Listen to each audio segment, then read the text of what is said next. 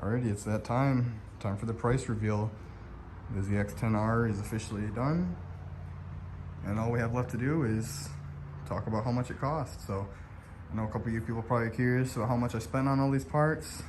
Did I lose money? Did I make money on it? Did I spend too much? Did I get a good deal? We're gonna find out in this video. So I got the whole list, every part I bought, everywhere I bought it from. I didn't miss anything. So you'll see exactly, I even wrote down how much the gas was to go pick it up and things like that. So you'll see that. So let's get into it. Let's not waste any more time. Let's get into this price reveal.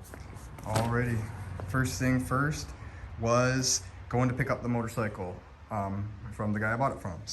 And I had to rent a van. I rented it from Home Depot. That was $126.15. I had to gas up the van twice. It was $71.82 the first time, $17.71 the second time. The actual bike itself, the way I bought it, wrecked. I paid $4,800 from the kid I bought it from to title the bike in my name so that I could have the clean title in my name. Was $75 at the Secretary of State. That right there brings the total so far to $5,090.68. And then we started buying parts. So first thing, and the thing I had the biggest problem with, was that front rim. And the front rim I had to buy a couple times, but the last one I bought was $423.99. And that's the rim you see on the bike right now. Had to buy a brake rotor, which is this one right here. This rotor, the front right rotor, was completely destroyed. That was $185.50 on eBay used. Had to buy the forks with the lower triple. The lower triple was the thing that was most damaged. So the two forks with the lower triple was actually probably the most expensive thing I bought for the bike. That was $689 used on eBay as well. Up top here, I had to purchase this upper triple. I actually bought it directly from Kawasaki OEM. That was $213.04 shipped to my house. Had to buy a new set of headers. The headers were destroyed on the bike from the wheel impacting them. I bought a set of used headers, OEM 162.50. When I purchased the bike, the key was bent, so I had to get a new key. To buy the key itself was $10.55. To get it cut was $2. I had to get the ignition cut off because it was stuck on the broken triple. I had to pay a guy a new $10 to get that cut off. He had to weld some bolts on, unscrew the back of those. The radiator was destroyed on the bike. I had to purchase a new radiator. That was used on eBay, $85.55. I purchased these bar ends, brand new on eBay. Those were $28.51. Coolant container itself, the reservoir container, the thing that holds the extra coolant, I had to purchase one of those on eBay. That was actually pretty expensive, $43.80. Rear spools right here, bought them brand new on eBay, paid $25.65. So all those parts, that was the first round of parts. That cost me $1,880.09 for that first round of parts. And then I went ahead and ordered a second round of parts. And that included this plate mount back here. That plate mount was $35.22. Pretty expensive for what it is, but I like the sleek design, so I paid for it. Had to get a new air ram, which is this whole piece that attaches to the upper part of the frame. Paid $46.10 for that. The entire fairing kit for the bike, purchased that from NT Fairings. That cost $540.60 shipped to my house. That was the second most expensive thing I bought for the bike. Had to get brand new headlight housings for the bike. That cost $222.60. I had a set of light bulbs sitting around, so that's not really included in the price, but those would have probably been like 10 or 15 bucks, but I had a spare set of those, so I threw those in there. I purchased a Guardian bell but promptly lost it, so that's bad luck. That was $11.44. Purchased this gas cap cover, that vinyl right there. That was $19.06.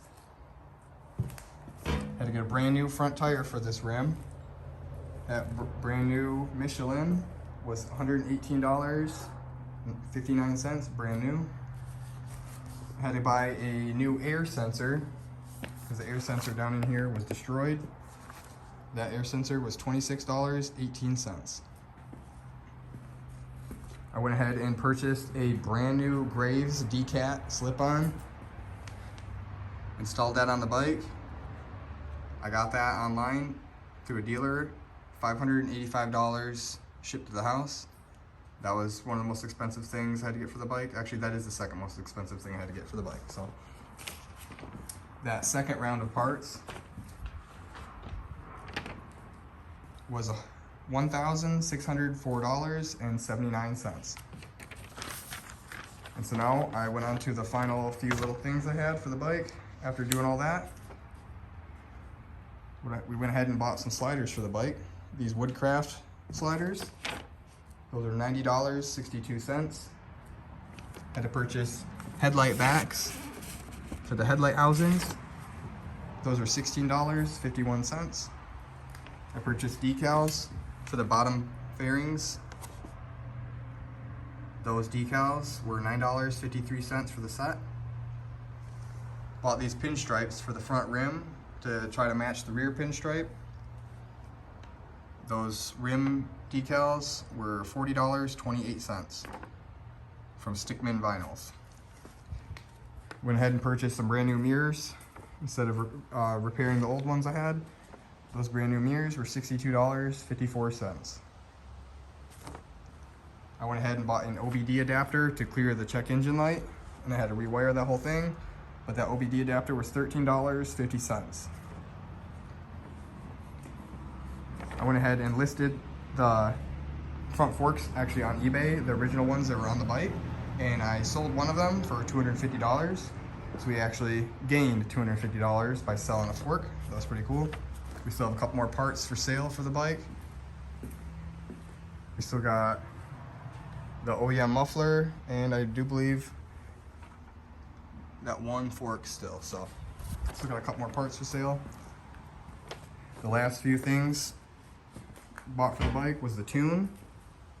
Got it flashed by Stage 2 Dyno Works. That was $286.99. It was $11.75 to actually ship the ECU over to him. I had to purchase a rear taillight because the OEM taillight was the only one we had, and I needed an integrated one with the blinkers.